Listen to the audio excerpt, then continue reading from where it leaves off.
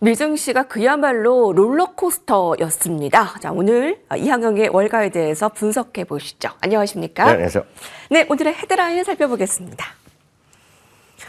고점 대비 하락 규모 체크가 필요할 것 같습니다. 작년 분위기가 좋았던 그때와 비교했을 때 고점 대비 하락 규모가 지금 한 어느 정도인가요? 분석의 통계가 있을 것 같은데요. 네, 그 연초 대비뿐만 아니라 이제 최고가 대비 이런 것도 여러분들 좀 주목해서 보셔야 되겠고요. 오늘 이런 수치를 보시면서 여러분들의 포트폴리오, 여러분들의 미국 주식 자산이 여러분들이 계산 매일 하고 있지 않으십니까? 대부분이요.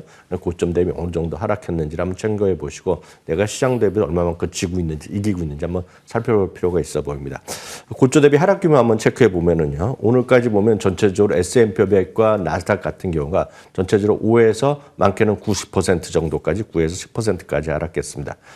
S&P 500을 정확히 추정하기 쉽지 않습니다. 그리고 이건 상당히 분산되어 있기 때문에 대부분 아마 S&P 500과 나스닥의 어떤 그 하락범위 그 중간 정도 들어가 있으면 전 웬만한 분들은 대부분이 선방하고 있다라고 보고 있습니다. 다만 포트폴리오 분산이 잘 안 돼 있거나 그리고 일부 성장주 그리고 또 간혹 하시는 분 중에서는 아마 레버리지를 쓰시는 계신 분들은 상당히 지금 하락폭이 커져 있을 거라고 보고 있습니다. 그래서 보통 나스닥 100 이런 거 대비 두세 배 정도까지 넘으신 분들은 아마 대부분의 레버리지를 쓰거나 아니면 한두 종목에 거의 올인한 분들의 경우라고 보고 있습니다. 물론 한두 종목에서 뭐 올라간 분도 계시겠지만 대부분의 이제 이런 기준점을 갖고 오늘 말씀드리겠는데요. 그러면 이런 미국 주식시장의 하락이 어느 정도 있느냐라는 것인데요.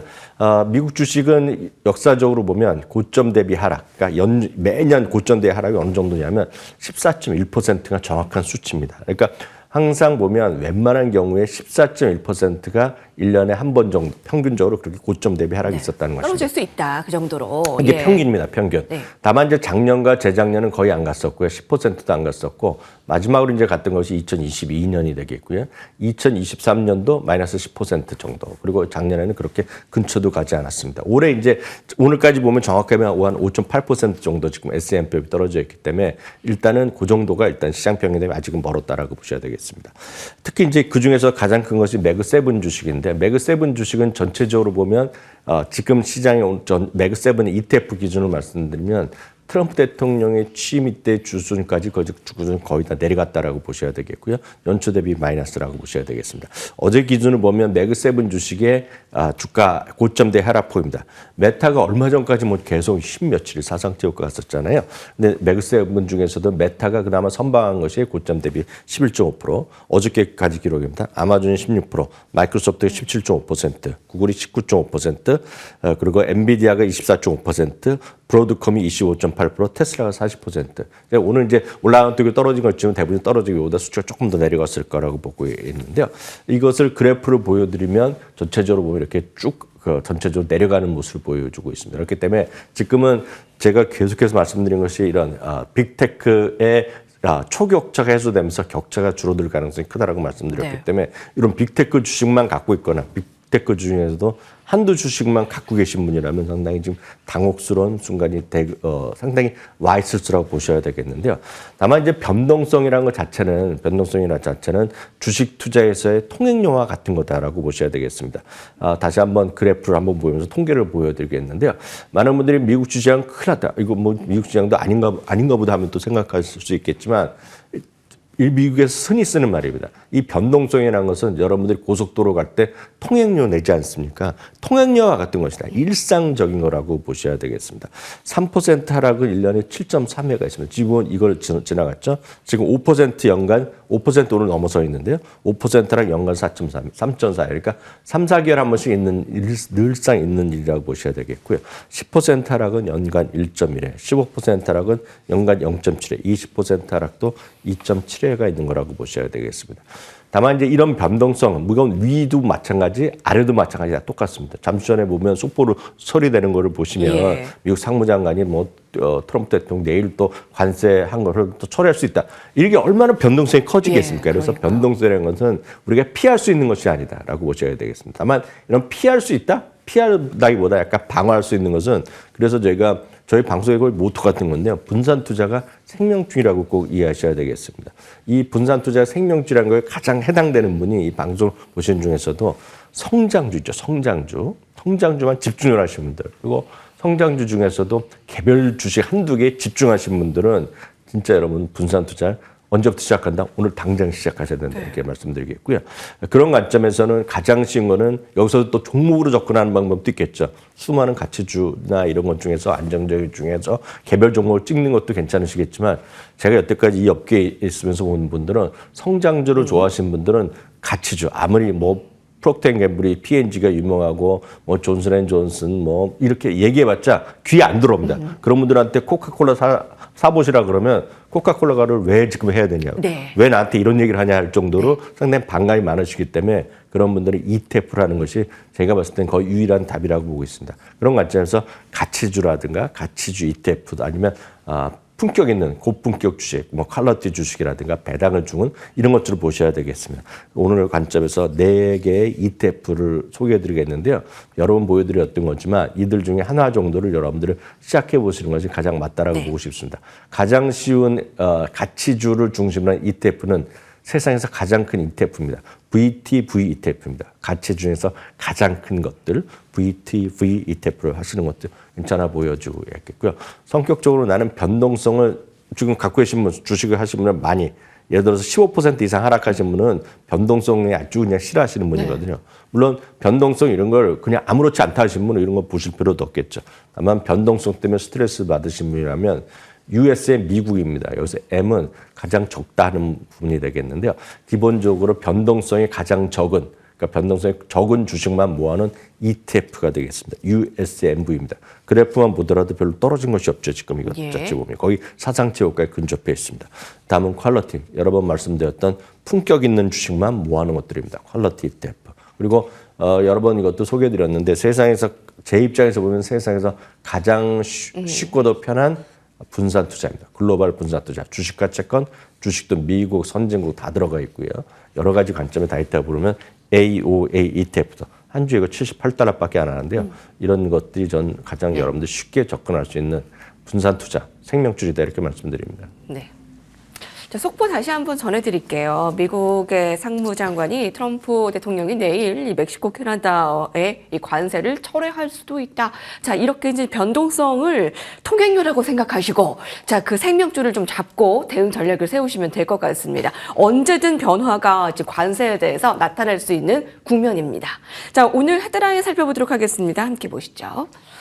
CNBC에서 보도했는데요. 골드만삭스의 탐나는 종목. 자, 흔들리는 미국 증시 속에서 골드만삭스는 어떤 종목을 보고 있나요? 네, 골드만삭스가 이제 탐나는 종목이라고 번역을 했지만 영어로 그대로 보면 그냥 베스트 오브 베스트 종목이라고 딱 선정한 주식이 한 서너 가지가 있는데 그걸 하나 오늘 차근차근 설명드리겠습니다. 첫 번째는 저희 방송에서도 자주 설명드린 적이 없습니다. 거의 2, 3년 전에 제가 한번 소개해드리고 한 번도 안 한 주식인데요. 박스터 인터내셔널이라는 기업이 되겠습니다. 쉽게 얘기해서 좀 어렵게 하면 신장 질환 관련 복약, 복막, 투석 이런 것들에 들어가는 의약품인데요. 한마디로 이 회사는 세계 최초의 정맥 주사를 상용화한 대표적인 기술력 있는 그런 기업이라고 보셔야 되겠습니다. 쉽게 해서 의료기기 쪽에 집중된 어떤 실력을 갖고 있는 그런 기업이 되겠습니다. 그렇지 않아도 최근 들어서 의료기기나 제약주가 선방하고 있거든요. 그런 관점에서 박스터 인터내셔널을 선택했다라고 보셔야 되겠고요. 다음은 미국의 농기계와 중장비 제조업체입니다. 이게 어떻게 될지 모르겠지만 결국은 농산물 관련된 것들을 결국은 이것들이 다 그 관세 전쟁에서 호재가 될지 제가 될지 모르겠으나 디어도 미국 농기계 중장비 대표적인 업체, 세계 최대 기업인데요. 이것들이 여기에 포함되어 있겠고요.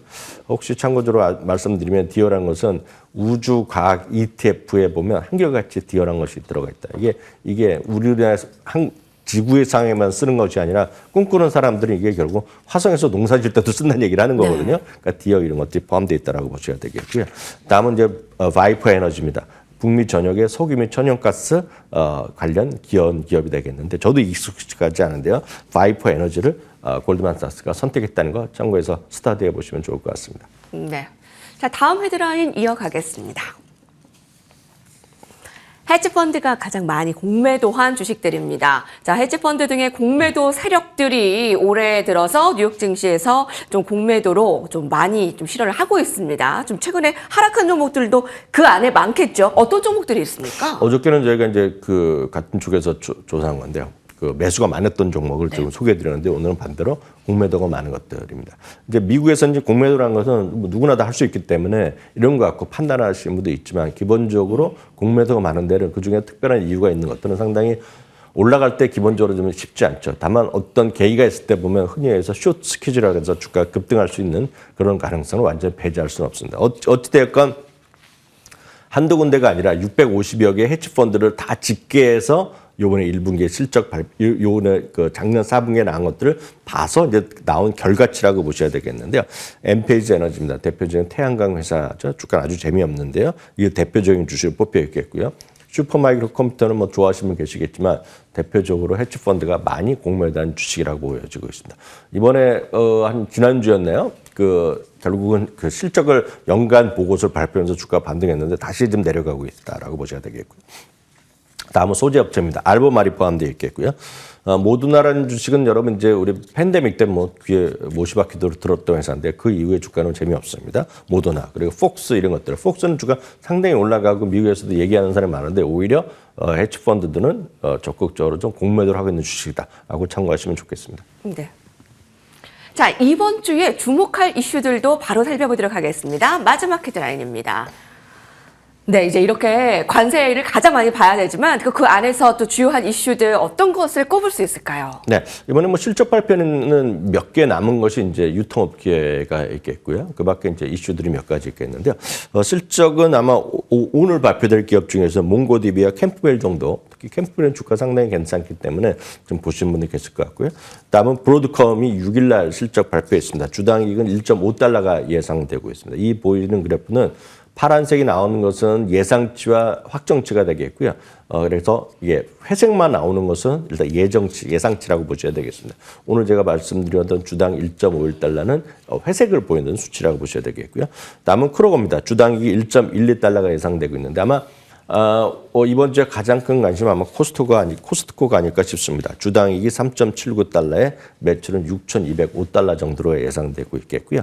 주요 경제 일정은 이번 주에는 몇 명의 오늘도 일부가 있었는데요. 연방은행 총재들의 연설이 있다라고 보셔야 되겠습니다. 아마 금리라든가 관세 전쟁에 대한 뭐 코멘트가 있을 수 있겠죠. 그밖에 그 경제 지표에서는 역시 이번 주말에 할 고용 보고서 그리고 그런 것들이 가장 큰 관심거리가 될 것 같습니다. 예, 고용 보고서가 있는 주입니다. 이항영 위원님과 함께했습니다. 감사합니다.